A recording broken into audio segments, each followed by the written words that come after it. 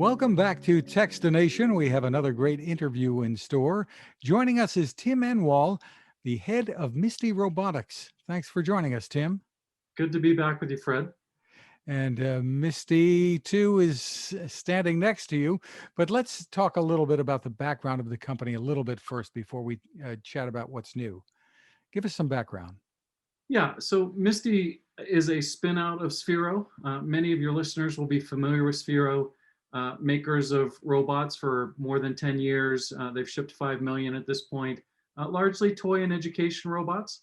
The founder of Sphero has been building robots for 25 years, since he was 12.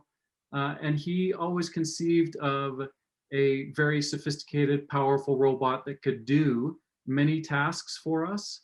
And he looked at the world of robotics and said, the only people who can participate in robotics are this very tiny group of very specifically educated people called roboticists, which sort of leaves everybody else out, right? It leaves every business, every IT group, every developer. It really leaves everybody out of the robotics industry, other than that sort of tiny group of wizards.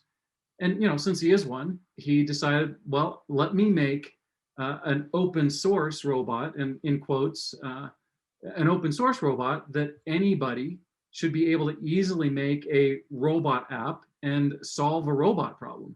So, solve hundreds of problems for the office, solve hundreds of problems for the home, and eventually those people who solve those problems, their apps would be available in an app store. So Misty is a platform robot for companies and developers to create robot apps that solve problems out in the world. And as you can see, she's not going to solve problems in a warehouse or on a factory floor. There's plenty of those wizards who have decided, I'm going to make $1 million robot, a few $100,000 robot. I'm going to sell a few of those. But there's really no roboticists around. There's a handful in the world who have tackled the problem of a sophisticated robot for less than $3,000 that's available to everyone to build applications for. And we've got dozens of customers building applications, some to take care of the elderly in their homes, some to take care of the elderly in a facility, some to be an office assistant, reception, some to be a concierge, some to be a helper of therapists with disabled kids and autistic kids, some to be customer service agents. So, lots of robot apps, you might call them a skill, that can be built by software developers.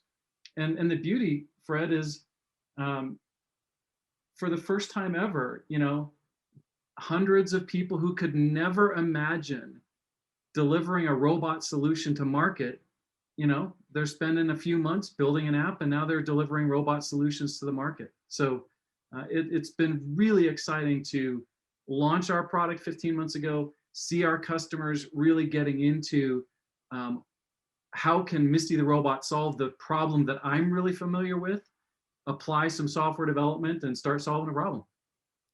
And with this year's virtual Consumer Electronics Show, you've announced a new capability for Misty II. Tell us about it. Yeah, so we decided we would create our own robot app. So it too would go into the App Store. And it is a temperature screening assistant application where Misty asks the COVID-19 screening questions. Have you had these symptoms? Have you been around something or caring for somebody with these symptoms? And then she, with a thermal camera in her visor, with a thermal camera and an external reference device that the FDA requires for high accuracy, take somebody's temperature, and if it's elevated, we'll let somebody in the facility know, hey, you need to come check this person further, and if not, then admits them into the facility. So, she's been hard at work in some pilot sites the last couple months, and we announced this week at CES that she's production, fully ready to go. All the kinks have been worked out. All the features have been added. There's a website where the administrator can go and see, how many people were scanned, what were their temperatures, what were their answers to questions. Um, and, so she's just been reliably out there in the world doing her job. So for people who want to envision how applications work with the Misty robot, can they liken this to having a phone that they download their apps and run them, or what's the experience? So for the developer, absolutely, you can liken it to a phone. You could liken it to a game console. You could liken it to AR, VR headsets where the developer has a piece of clay. There's an API. They know how to write software, and they build an app, and they load the app onto the robot, and they run the app. Um, there aren't enough applications yet, Fred. I mean, we're only 15 months into the market for us to have an app store yet. On our website, you can see the solution hub.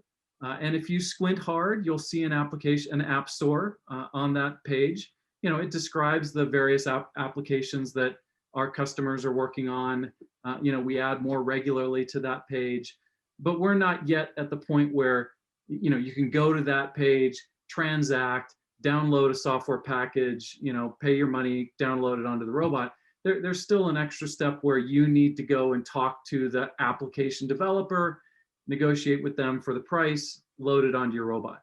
But absolutely, where this is headed is, if you have a Misty robot because you bought it for temp screening and you happen to be at a children's hospital, so you want it to be a therapist's assistant as well, yep, you just go to the therapist assistant app providers. There are 3 of them, and you select and you download, and now you've got an app where Misty is being a therapist assistant to autistic and disabled kids. Really interesting. So tell us what that experience is like. I mean, you have that, you've got software that enables it for, I guess, combating isolation as a companion Mhm. type of thing as well, and for senior facilities. Tell us about it.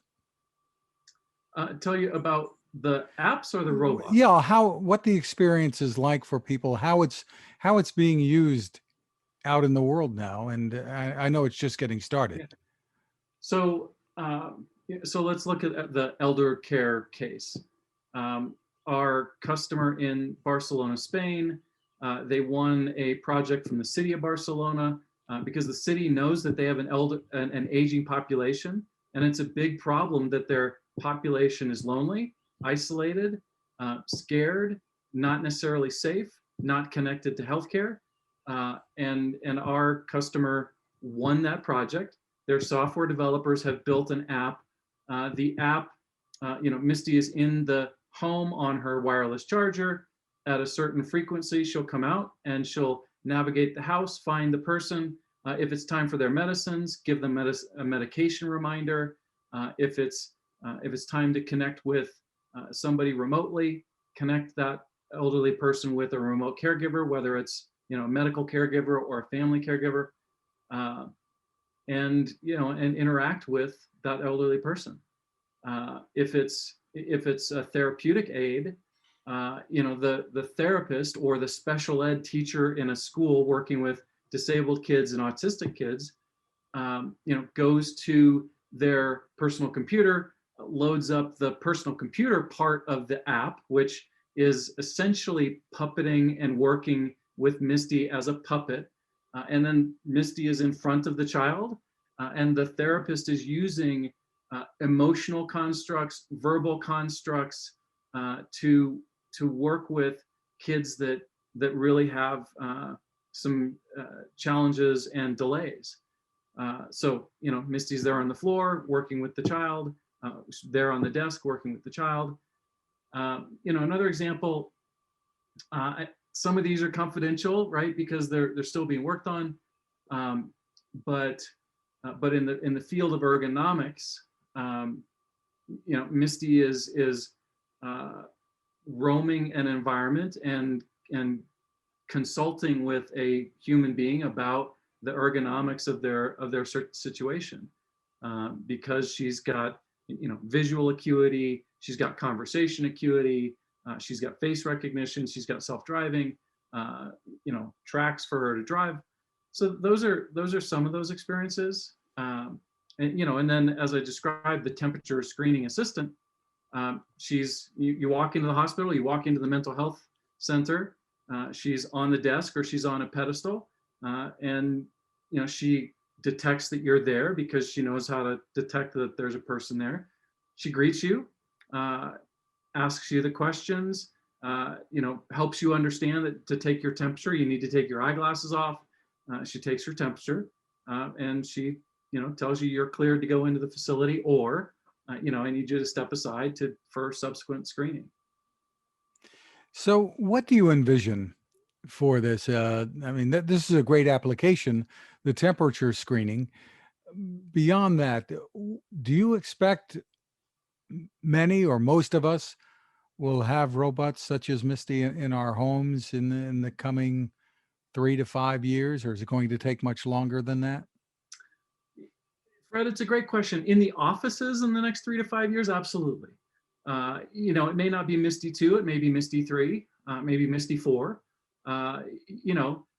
Just like personal computers and just like AR, VR headsets, what existed 40 years ago with personal computers is quite different than what exists today. What existed with AR, VR headsets 10 years ago, very different than today. So, for sure, robots are going to evolve. They're going to continue to gain in acuity and power and capability, not only because of all the AI that's being created in the cloud, but because of advancements with battery, advancements with processing. So, I think certainly for offices where there's a huge amount of ROI, right? Hospitals and mental health centers have told us that Misty pays for herself in a month and a half to 2, right? That's an outrageously good return on investment. So you can, once you see the video of the temperature screening assistant, which is an outstanding video, everything just sort of clicks in. You're like, oh my gosh, Misty could be at the desk at the Comcast store and greeting people and answering questions. And if it's a question that she doesn't really know how to answer, great, get the person over, and that way the Comcast employee can concentrate more on selling and giving the person the information they need, as opposed to the rote information. You can see her at the grocery store at the aisle. Walk up, tell her what your shopping list is, show her what your shopping list is, and she says, okay, you need to start in aisle 2 and then go to aisle 4, and then you'll be done in aisle 8. And oh, by the way, if you need some help on a particular thing, great, we'll get somebody to you and they'll meet you in aisle 8. Right? Once you see that a friendly robot is conversational, recognizes you, can have an interaction, right? Just the number of opportunities just explodes. And since we've now really proven with the temperature screening assistant that she's reliable, she works all the time, she works 24/7. I think the sky's the limit. In terms of the home, I think it's more in the 5 to 10 year range. It just sort of depends on what the scope of applications are that people develop for the home. And sort of how broadly applicable those are. The vision at iRobot is obviously, okay, it's going to help you clean your house. What's the vision for something like Misty, what it's going to bring into the home? Well, there are just dozens of applicable tasks that you would want done in your home. There are tasks related to keeping your children company and keeping your children safe. There are tasks to unlock the door and let the FedEx person put the package inside the front door. There are tasks to make sure your teenagers have done their chores before they get Wi-Fi. There are tasks to make sure that your elderly parent that's staying with you, that their room is safe and that that they've got an opportunity to do something. There are all kinds of games that Misty can play with an elderly person. Once you think about therapeutic assistance, therapists can be sending down applications for Misty that can interact with your elderly parent that's living with you. If you've got autistic kids, again, applications can be downloaded onto Misty so that you could have Misty working with your autistic kid. Um, when you're not there, she can roam around the house to make sure your house is protected. Because she's got accessories on her, she's got, a backpack and arms that are detachable quickly. You can put any kind of environmental sensor on her. If you're worried about CO2, if you're worried about other sort of volatile air, great. Buy the accessory for volatile air, and she, when she does her patrol in the middle of the night, she's checking it out. Right? There are just so many applications for if you had a little autonomous helper in your house that was conversant, that was, had some knowledge, that was able to independently navigate around. There's just so many applications, and the big answer to that, Fred, is inventors exist throughout the world, and those inventors have never been able to think about inventing a robot solution. But you and I know that your lived experience in your home and my lived experience in my home is radically different than the other 8 billion people lived experience in their home. And so, you just can never know where chocolate's going to meet peanut butter, and what sorts of applications that inventor is going to invent, because they happen to have a slightly different perspective on, what a little autonomous being in the home can do. And when it's as simple a program as a website, because you know how to do web programming, it's right. It just opens up so much opportunity for developers. And what do you see as the ideal form factor? Obviously, Misty II is a small robot. I guess that's designed in a way to make it as friendly as it can be. Or... Yeah, that's absolutely right. I think you may remember that from past conversations. Um, at 7 pounds, she's highly portable. You can take her on the airplane. You can move her around. She's not intimidating. She's not going to damage and destroy things. The minute that you need to make a robot 3 feet tall, 4 feet tall, that's the minute that she's 80 pounds, right? And now she can, do real damage to children in the house, do real damage to the objects in the house if she were to run into them. So, Fred, the answer, our perspective of the answer is an incredible amount of modularity. If you need Misty to perform something where you need her to be at 3.5 or 4 feet tall, great. Put her on a modular base that itself weighs 80 pounds, but all the intelligence, all the human interaction, all this, most of the sensors, and you can go to our webpage on the products page, Misty II, and see, what we did there, where, very quickly in a couple of weeks, we built a mobile pedestal for her. Okay, great. Now she's 3.5 feet tall. The future, the C3PO, the Rosie, that's more than 10 years away, because motors and power management and joints and intelligence, that's just so far away to deliver for a couple $1,000s, right? I mean, you can see Boston Dynamics amazing videos of their robots, that are in the millions of dollars. So you can sort of get a sense for, oh, okay, here's the state of the art for millions of dollars. Still not quite C3PO, but it's pretty darn close. And it's going to take a while for that, couple $1 million, who knows how many millions of dollars those robots are, to come down to $2,000, $3,000, $5,000. So today, if people go to the website, how much does Misty II cost? And are there out-of-the-box solutions for people who may not be programmers? So, I mentioned that we just put out an out-of-the-box solution, which is temperature screening. So if you are anywhere where you need, where you're asking a human being to hold a thermometer to somebody's forehead, great, right? That's an out-of-the-box solution for Misty. It's roughly $3,000 plus a software fee, and And as I've sort of talked about, there are some out-of-the-box applications for disabled kids, autistic kids, and by out-of-the-box, that doesn't mean that we've packaged a third party's intellectual property into Misty, right? You still need to, communicate with the third party.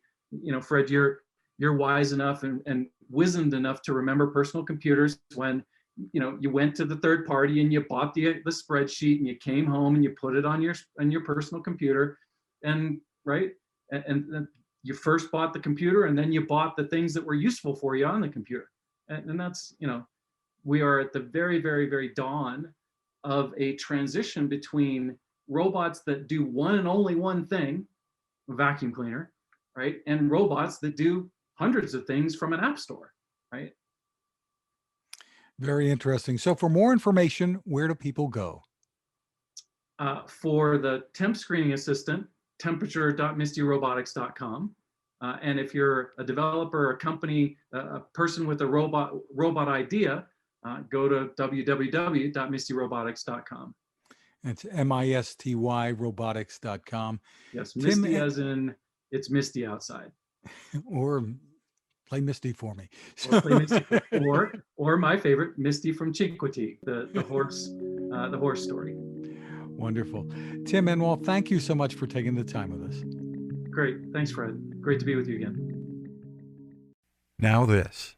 It takes a lot of listening to build a better radio, and that's just what the folks at C. Crane have done. Bob Crane and his crew, nestled among the rivers and tallest trees in the world in Fortuna, California, have made a habit of listening to their customers. And that's just what they've done in building the CC Skywave SSB, the Swiss Army knife of portable radios. For everyday listening to AM or FM in the yard or patio or on the nightstand without having to drain a mobile phone battery, it's a great companion. But it is also a companion equipped for NOAA weather information and alerts that can be life-saving. You can listen to FEMA and Coast Guard transmissions too. Beyond all of that, you can tune into shortwave signals from around the world. It's compact, easy to take with you, and built to last. The CC Skywave SSB. Click on the link at Techstination.com.